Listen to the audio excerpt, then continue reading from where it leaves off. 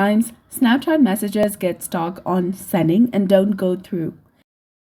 This can be caused by problems with the app, your internet connection, or your account. And here's how to fix it. First, go ahead and check your internet connection.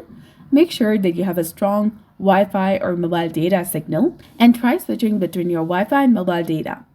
Then completely close the Snapchat application if it is running in the background, and then reopen it and try sending your message again.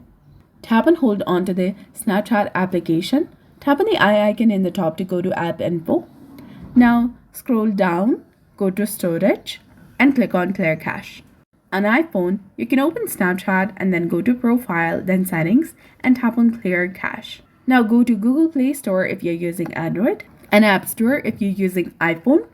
Search for Snapchat application in the search bar, and if you see an update button instead of open, go ahead and tap on update in order to update it to its latest and newest version available.